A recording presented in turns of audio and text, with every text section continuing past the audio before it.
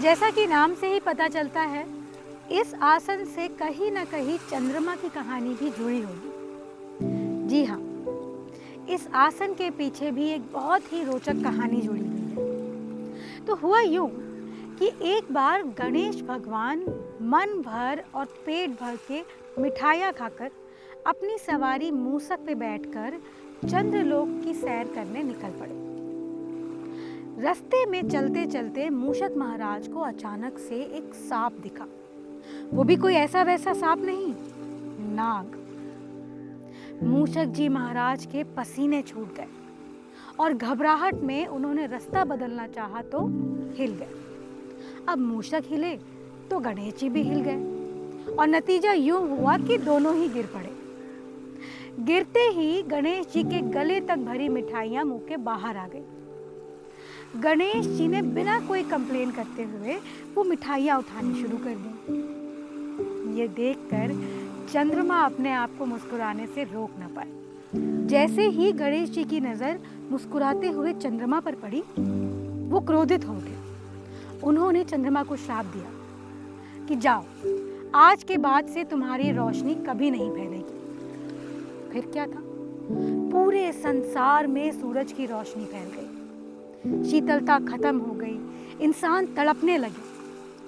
तब सभी देवताओं ने गणेश जी से उनका श्राप वापस लेने की प्रार्थना करी। गणेश जी ने समूचा श्राप वापस नहीं लिया, पर धरती पे बैलेंस बनाए रखने के लिए उन्होंने कहा कि हर महीने धीरे धीरे करके चंद्रमा की रोशनी बढ़ती जाएगी और फिर एक दिन उसकी चांदनी पूरी धरती पे शीतलता फैलाएगी। उसी तरह धीरे धीरे वो रोशनी वापस चली जाएगी।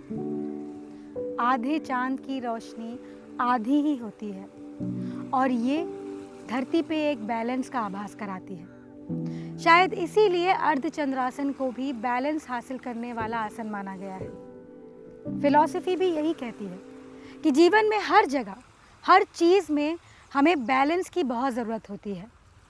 तो चलिए सीखते हैं बैलेंस वाला अर्धचंद्रासन को।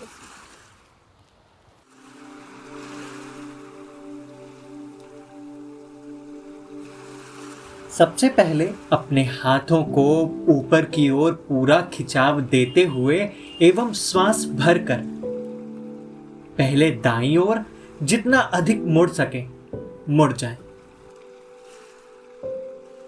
उसके बाद श्वास छोड़ते हुए पुनः शुरू की अवस्था में आ जाएं।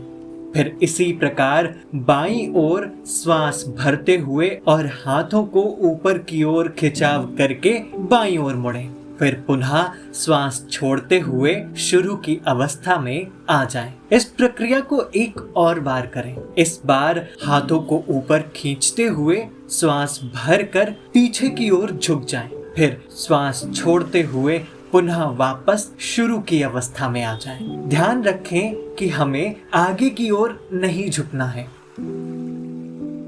चंद्रासन के फायदे।